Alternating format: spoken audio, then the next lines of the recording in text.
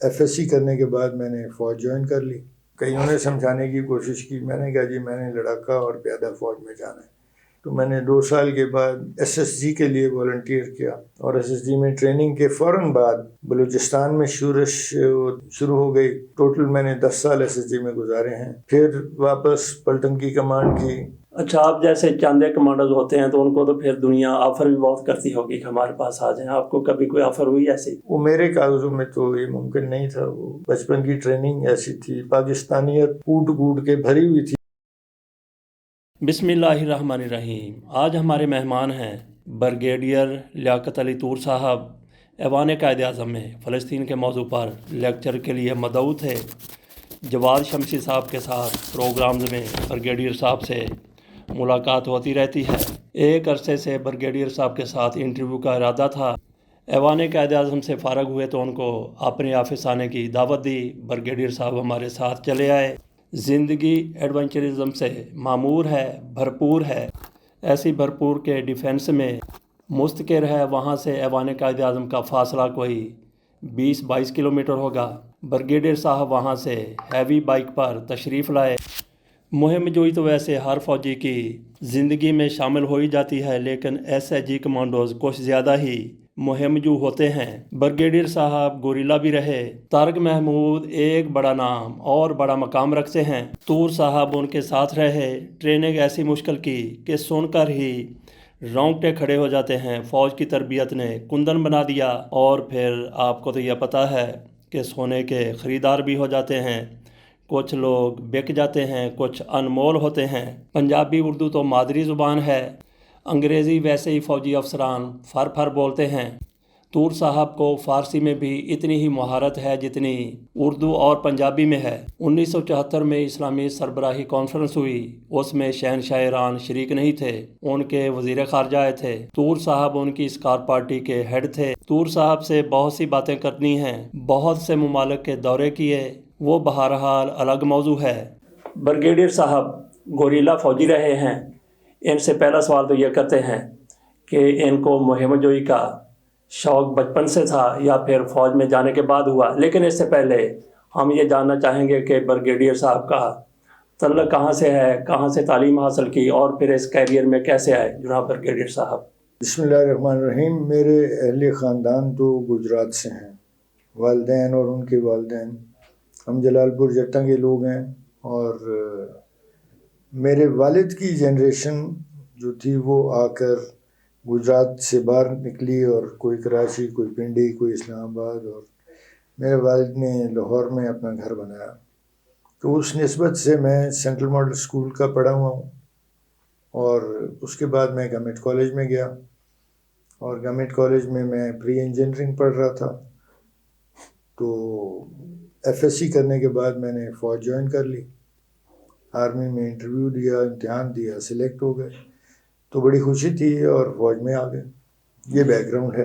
ایڈونچرزم بالکل تھا.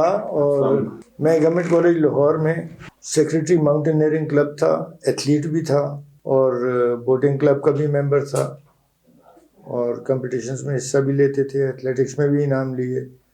اور ایکسٹرا کریکولر میں کافی تیز تھا. سینٹرل ماڈل میں بھی میرے پاس 7 ڈپارٹمنٹ میں اچیومنٹ سرٹیفکیٹس تھے. اچھا جی.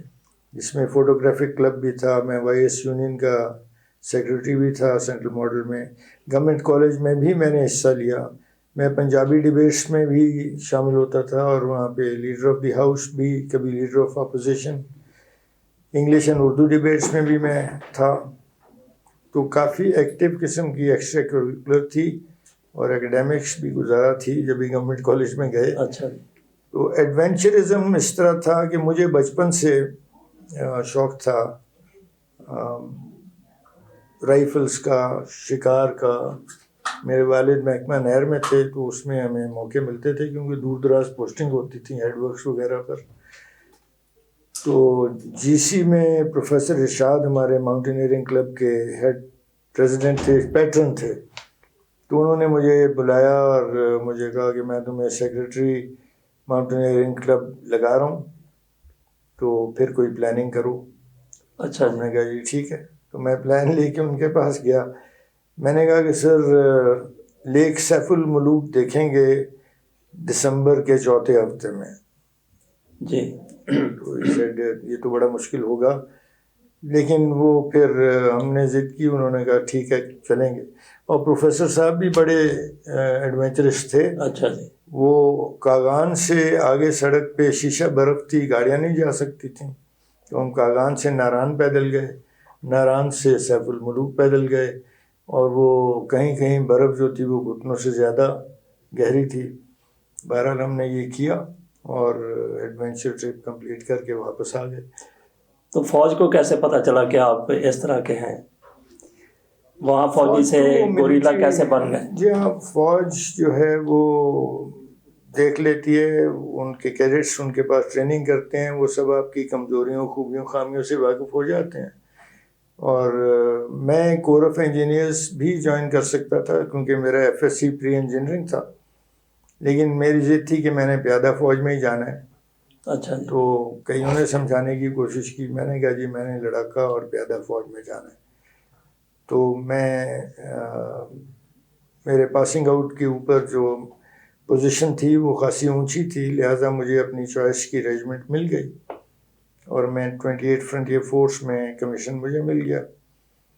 لیکن پھر وہ ایک سپاہیانہ آپ کہہ لیں کہ لگن یا جوش تھا، تو میں نے 2 سال کے بعد ایس ایس جی کے لیے والنٹیئر کیا، اور بڑے کڑے ٹیسٹ ہوتے ہیں جی. 150-200 جاتے ہیں، ان میں سے 20-25 سلیکٹ ہوتے ہیں. اچھا جی. تو اٹک فورٹ میں ٹیسٹ ہوئے اور وہ میں نے ٹیسٹ پاس کر لیے، تو میں ایس ایس جی میں چلا گیا. اور ایس ایس جی میں ٹریننگ کے فوراً بعد بلوچستان میں شورش جو تھی شروع ہو گئی. اس میں بھارت جو تھا وہ پاکستان کے خلاف، اس وقت بھی کوئی نیٹ ورک تھا جی. تو انہوں نے قبائلیوں کو گمراہ کیا ہوا تھا جو پاکستان کے خلاف کاروائیاں کرتے تھے.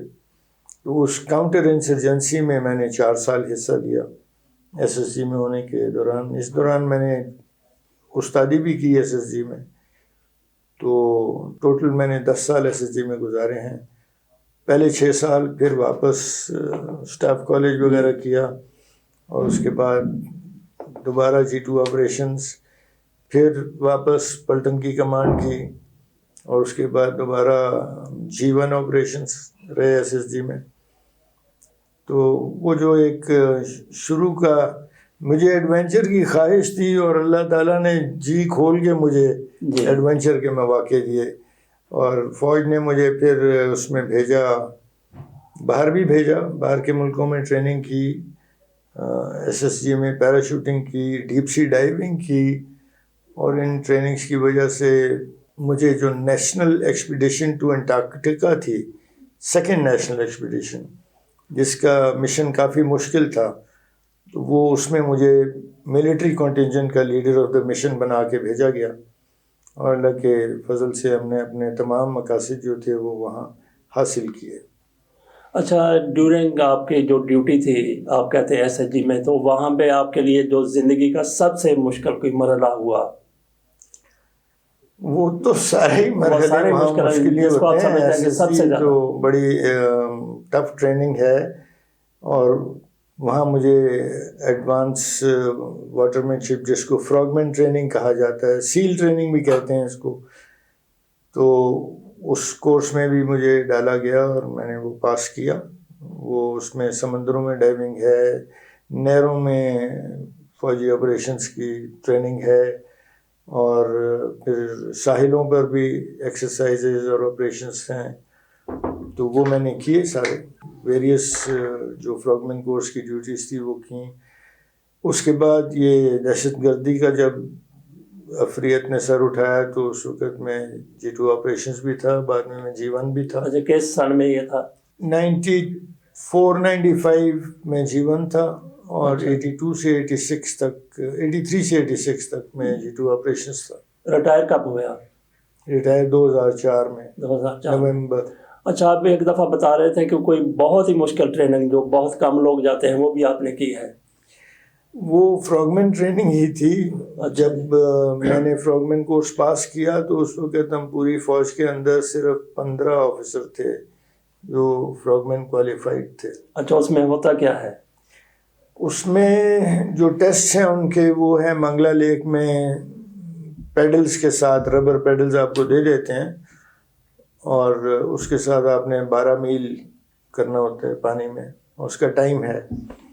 تو وہ ٹیسٹ بڑا مشکل ہے. پھر انڈر واٹر آپ نے تقریباً 2 میل کرنا ہوتا ہے. اچھا، کمپس کے اوپر، اور آپ نے ڈائیونگ سیٹ پہنا ہوتا ہے جس میں آپ زیر آپ سانس بھی لے سکتے ہیں. اور وہ آپ نے تقریباً 3-4 کلومیٹر سے آپ کو سوئمنگ کی اجازت ہوتی ہے، اور آپ تقریباً 20 فٹ کی اوسط ڈیپتھ پہ آپ چلتے ہیں اور اپنے کمپس پہ ایک گیون ٹارگٹ پہ پہنچنا ہوتا ہے. اچھا، یہ جو ایس ایچ جی کمانڈوز ہوتے ہیں، ہم تو یہ جانتے ہیں کہ ہر فوجی جو ہے وہ جان دینے کے لیے ہر وقت تیار ہوتا ہے، لیکن ان کے حوالے سے تو یہ کہا جاتا ہے کہ یہ تو موت سے بالکل ہی نہیں ڈرتے، خوفزدہ نہیں ہو. ان کو کیسی پھر ٹریننگ دی جاتی ہے؟ کام یہ ایسا ہے، آپ کا لڑائی والا محکمہ ہے اور خود سوچ سمجھ کے آئے ہوتے ہیں. ایس ایس جی میں سب والنٹیئر ہوتے ہیں، کوئی نان والنٹیئر وہاں نہیں رہتا. آپ جس دن کہیں گے کہ میں یار نہیں رہنا چاہتا ہوں، آپ کی پوسٹنگ ہو جائے گی پلٹن میں یا کسی یونٹ میں. ایس ایس جی سے آپ کو کھلی اجازت ہے چھوڑنے کی. تو وہاں جو بھی جاتے ہیں وہ والنٹیئر ہیں، اور وہ جن بھی حالات میں ان کو ایکٹ کرنا پڑے، جان دینی، تو پھر فوج میں تو آئے اسی شرط کے لیے تھے نا کہ ملک کی حفاظت میں ضرورت پڑی تو جان دے دیں گے. جی. اچھا، آپ جیسے چاندے کمانڈرز ہوتے ہیں تو ان کو تو پھر دنیا آفر بھی بہت کرتی ہوگی کہ ہمارے پاس آ جائیں. آپ کو کبھی کوئی آفر ہوئی ایسی؟ جب چھوٹے تھے، آپ کہیں گے ایس ایس جی میں فراگمین کورس کیا، میں کیپٹن تھا، عمر 26 سال کی تھی. تو فراگمین کورس، ملٹری فراگمین ٹریننگ جو ہے وہ بڑی سخت ہوتی ہے. اس کے لیے بڑے سخت میڈیکل ٹیسٹ ہوتے ہیں کہ آپ کر بھی سکیں گے یا کہیں آپ وہ سختی کی وجہ سے ہارٹ فیل نہ ہو جائے یا کوئی اور ڈسیبلٹی نہ ہو جائے. تو وہ ان ٹیسٹوں کے بعد آپ آتے ہیں تو وہ ریئر مٹیریل ہوتا ہے. 25-26 سال کا نوجوان deep sea diver, military frogman training passed. تو جو کمرشل ورلڈ ہے اس میں ان کی بڑی اٹریکشن ہوتی ہے. تو پہلے ہمیں اٹریکٹ کیا گیا کہ جتنی تمہیں تنخواہ مل رہی ہے اس سے 4-5 گنا زیادہ ہم دے دیں گے، تو آپ چھوڑ جائیں، ہمارے پاس آ جائیں، ہم آپ کو گاڑی، کار، ٹیلی فون سب دیں گے. تو نوجوانوں کے لیے یہ بڑی اٹریکشن ہوتی تھی. تو پھر ہم نے سوچا کہ یہ غلط ہوگا کہ فوج نے ایک ہنر سکھایا ہے، اسی ہنر کی وجہ سے فوج چھوڑ دیں. تو یہ کچھ ہمارے اخلاقیات میں اس کی بات نہیں بنتی تھی، تو ہم نے انکار کر دیا. تو کس ملک کی طرف سے ایسی پیشکش تھی؟ یہ تو آفر جو تھی یہ کراچی سے ہی تھی. کوئی کمرشل کمپنی تھی جو ڈیپ سی ڈائیورز ہائر کرنا چاہتی تھی. انہوں نے بڑا کنونس کیا کہ دیکھو تمہیں فوج سے حکومت تو کچھ بھی نہیں دے رہی، تو ہم 5 گنا زیادہ دیں گے. میں نے کہا جی ٹھیک ہے آپ دیں گے، لیکن ہم اپنے جوانوں کے سامنے یہ نمونہ پیش نہیں کر سکتے. اچھا. پھر آفر ایک انٹرنیشنل کمپنی سے بھی آئی، وہ تو بہت زیادہ تنخواہ ہے، وہ کہتے تھے $12,000 مہینے کے لے لو. تو آ جاؤ. میں اور میرا دوست تھے تنویر صاحب، ہم نے بیٹھ کے سوچا اور پھر یہی فیصلہ کیا کہ ہمارے جوان کیا کہیں گے. نہیں ہے، انکار کر دیا اور خوش ہیں. اچھا، کچھ لوگ کہتے ہیں کہ امریکہ میں جانے والے جو ہمارے فوجی افسرز ہیں، کورس کرنے کے لیے جاتے ہیں، وہاں بڑی ان کو پیشکش کی جاتی ہے جی ان کو ڈبل کراس کے لیے. ان کو دیکھیے امریکن ادھر بھی رہے ہم کہتے ہیں نا، وہ کہتے ہیں ہم امیگریشنز کی نیشن ہیں.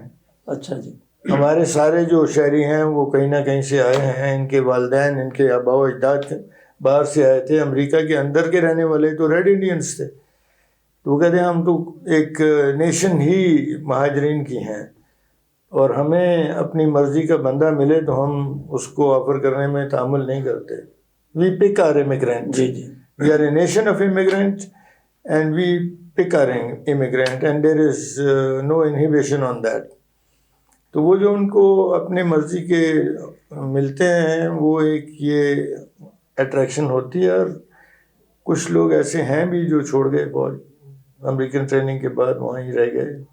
تو وہ میرے کاغذوں میں تو یہ ممکن نہیں تھا. وہ بچپن کی ٹریننگ ایسی تھی, پاکستانیت کوٹ کوٹ کے بھری ہوئی تھی ہم میں. میرے والد علی گڑھ کے انجینئرنگ گریجویٹ تھے, میری والدہ پوسٹ گریجویٹ تھیں Islamia College Cooper Road Punjab University سے. تو وہ ہماری جو انہوں نے ذہن کی ساخت اور نشو و نما کی جو تربیت دی, اس میں یہ ممکن نہیں تھا کہ میں اپنی فوج چھوڑ کے زیادہ تنخواہ اور مراحت کے لیے کسی غیر ملک کا فوجی بن جاؤں.